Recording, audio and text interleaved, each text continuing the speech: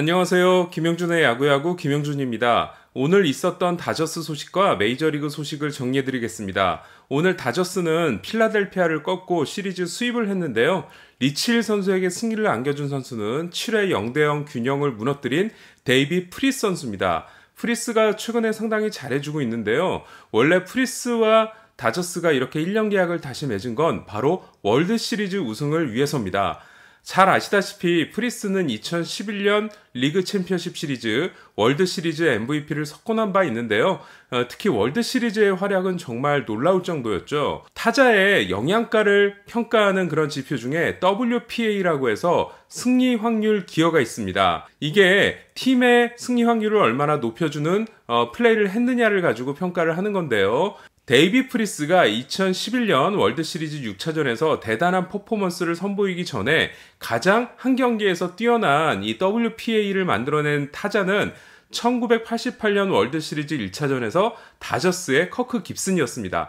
당시 커크 깁슨은 다저스의 간판 타자였지만 다리 부상으로 인해 월드시리즈에 선발로 나서지 못했습니다. 하지만 팀이 3대4로 뒤져있는 9회 말 2사 2루 상황에서 대타로 출전을 해서 당대 최고의 마무리였던 데니스 에커스리를 상대로 끝내기 투런 홈런을 때려내게 되는데요. 그 플레이를 통해서 커크 깁슨은 팀의 승리 확률을 13%에서 100%로 높여주게 됩니다. 그러니까 87%의 증가가 있었던 거죠. 그래서 그 경기에서 이 깁슨의 WPA가 0.870으로 계산이 됐거든요. 하지만 2011년 월드시리즈 6차전에서 데이비 프리스 같은 경우는 당시 9회 말 5대7로 뒤져있는 2사 1, 2루 상황에서 등장해서 2타점, 동점, 3루타를 때려내는데요. 팀의 승리 확률을 8%에서 62%로 높여주게 됩니다. 여기서 0.540을 얻게 되고요. 그리고 11회 말 동점 상황에서 다시 등장을 해서 선두타자 끝내기 홈런을 때려내면서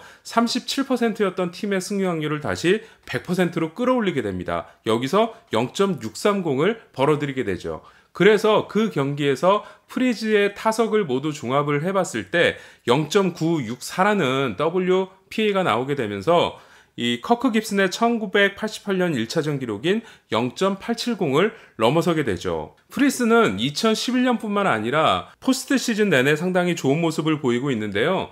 본인의 정규 시즌 통산 OPS가 0.768인 반면에 포스트 시즌 통산은 0.912를 기록하고 있고요. 지난해 같은 경우도 포스트 시즌 타율이 3할 6푼 4리, OPS는 무려 1.196이었습니다. 그런데 로버츠 감독이 지나치게 플래툰에 적용을 시키면서 프리스가 첫 타석 이후에 교체되고 이런 장면들이 있었죠. 프리스에게는 올 시즌이 상당히 중요한 게 올 시즌 끝나고 나서 본인이 은퇴할 수도 있다라는 이야기를 했거든요. 그렇기 때문에 포스트 시즌의 사나이지만 2011년 우승 한 번밖에 없습니다. 마지막 시즌에 또 한 번 우승 트로피를 들어 올리고 나서 은퇴하고 싶은 마음이 상당히 간절할 것 같은데요. 세인트루이스뿐만 아니라 프리스가 강정호 선수와 함께 뛰었던 피츠버그에 가서도 타석에 들어설 때마다 기립박수를 받는 장면을 보면 사실 세인트루이스는 프리스의 고향팀이고 월드시리즈 우승을 이끌어줬던 선수거든요. 그런데 피츠버그 팬들조차 프리스를 그렇게 따뜻하게 환영하는 거 보면 정말 팀 클럽하우스에 큰 도움이 되는 선수라고 생각할 수밖에 없을 것 같습니다. 다저스는 올 스프링 캠프에 야수조와 투수조가 모두 모였을 때 그때 사실은 누가 첫 번째 연설을 하는지가 중요한데요. 바로 데이비 프리스에게 그 연설을 맡겼습니다. 아무래도 저스틴 터너 선수가 팀의 리더, 그러니까는 좀 돋보일 수 있는 자리를 프리스에게 양보한 게 아닐까 싶고, 프리스가 그때 첫 연설을 했기 때문에 어떻게 보면 지금 어틀리의 클럽하우스 리더 자리를 물려받은 선수가 데이비 프리스거든요. 과연 다저스가 이 프리스의 마지막 시즌에 월드시리즈 우승을 만들어낼 수 있을지 한번 지켜봐야겠습니다.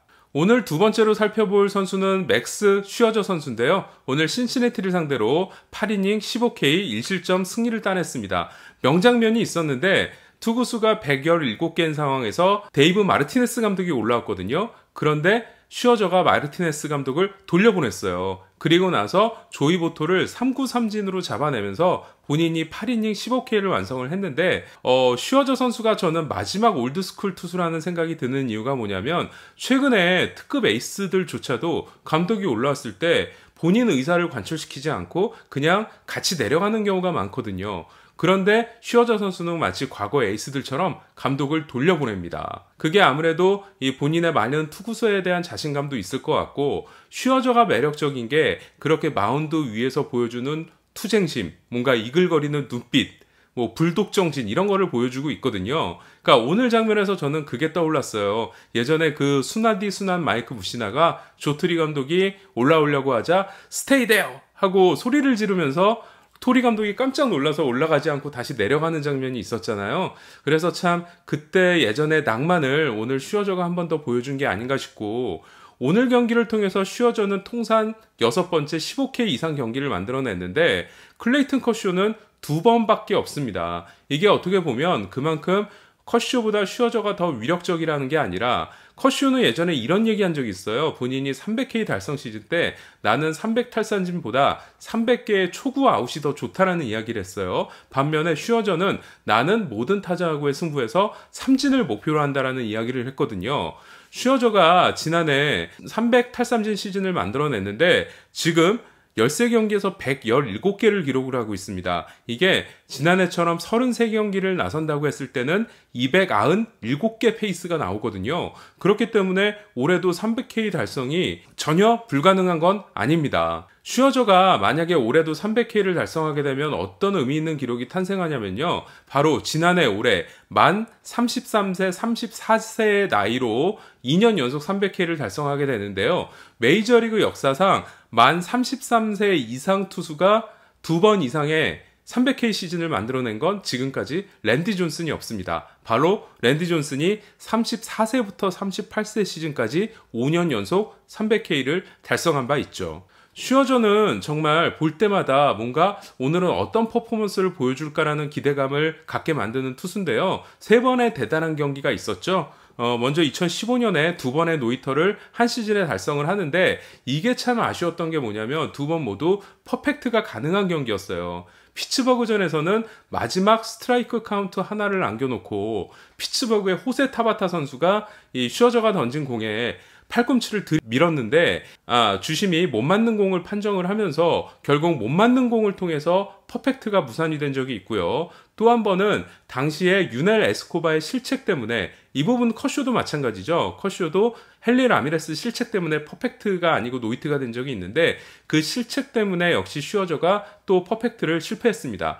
만약 2번 모두 퍼펙트가 됐다면 역대 최초로 한 시즌 2번의 퍼펙트 게임을 달성할 수도 있었죠. 또 한 번 아쉬웠던 건 2016년인데요.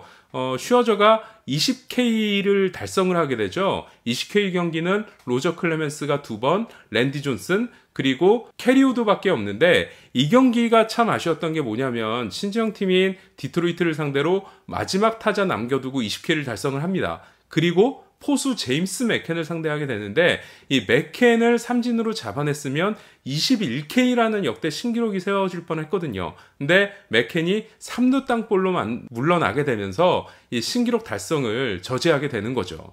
저는 개인적으로 슈어저 선수가 한 번 더 노히트를 따냈으면 좋겠다라는 바람이 듭니다. 1900년 이후에 3번 이상의 노히트를 달성한 투수를 보면 7번을 기록한 롤란 라이언이 있고요. 4번을 기록한 샌디 코펙스가 있습니다. 그리고 바펠러가 3번이거든요. 역대 4번째 투수가 됐으면 좋겠다는 생각이 들고, 올해 슈어저가 과연 지금까지 출발은 승운도 따르지 않고 아직 평균 자책점이 3점대인데 지금 류현진 선수가 이끌고 있는 싸이영상 레이스에 어떤 식으로 참여하게 될지 상당히 궁금해집니다. 오늘 살펴볼 세 번째 선수는 보스턴의 데이비 프라이스인데요. 프라이스가 드디어 이 양키스전 악몽에서 탈출을 했습니다. 오늘 6과 3분의 1이닝 6K 2실점 승리 투수가 됐는데요. 그 경기를 제가 해설을 하고 왔습니다. 오늘 프라이스가 얼마나 좋았냐면, 양키스 타자들이 아니고 양키 스타디움이 아니었으면 8이닝 무실점 경기 정도는 하지 않았을까 싶을 정도로 오늘 프라이스가 좋았어요. 보스턴이 2016년에 프라이스와 7년 2억 1,700만 달러 계약을 맺게 되죠. 연평균 3,100만 달러라는 정말 파격적인 계약이었는데요. 하지만 지난 3년 동안 연간 평균 BWAR이 3.0에 불과할 정도로 좋은 활약을 하지 못했습니다. 특히 프라이스에게는 2가지 약점이 있었죠. 하나는 포스트 시즌에서의 악몽입니다. 프라이스가 이 포스트 시즌 선발 11경기에서 무승 9패, 평균자책 6.16을 기록할 정도로 상당히 심각했었는데, 하지만 지난해 휴스턴과의 두 번째 경기에서 승리 투수가 되면서 그 경기를 시작으로 4경기에서 3승, 평균자책 1.37을 기록을 했고요. 지난해 프라이스의 반전이 아니었다면 보스턴은 월드시리즈 우승을 하지 못했겠죠. 또 하나 프라이스의 문제가 뭐냐면 보스턴 유니폼을 입고 난 다음에 양키스를 상대로 또 양키스 스타디움에서 얼어붙는다라는 거였는데요. 재밌는 게 뭐냐면 프라이스가 보스턴 유니폼을 입기 전까지 그 이전 7경기 양키 스타디움에서의 성적이 5승 평균자책 1.85였습니다. 바로 그 부분을 보고 보스턴이 더 프라이스를 영입한 거였을 텐데, 하지만 보스턴 유니폼을 입고 나서는 양키 스타디움 6경기에서 6패, 평균자책이 9.791 정도로 정말 심각했어요. 그런데 오늘 그 6연패를 깨는 그 승리를 바로 양키 스타디움에서 프라이스가 거두게 되면서, 이렇게 되면 이 양키 스타디움 악몽 또 포스트 시즌의 악몽을 프라이스가 모두 떨쳐내게 됩니다. 오늘 이 프라이스가 팀의 승리를 이끌어준 게 또 대단한 점이 뭐냐면, 오늘 만약에 보스턴이 졌으면요 5연패를 당하는 거였는데요. 보스턴은 2015년 7월 이후에 메이저리그에서 유일하게 5연패를 당하지 않고 있는 팀이었거든요. 팀을 5연패 위기에서 구해냈고, 만약 또 오늘 경기를 놓쳤다면 팀이 1994년 이후 처음으로 양키스전 5연패로 시즌을 시작할 뻔했거든요. 그 부분 역시도 프라이스가 오늘 막아냈습니다. 오늘 제가 전해드릴 소식은 여기까지고요. 저는 또 내일 찾아뵙도록 하겠습니다. 안녕!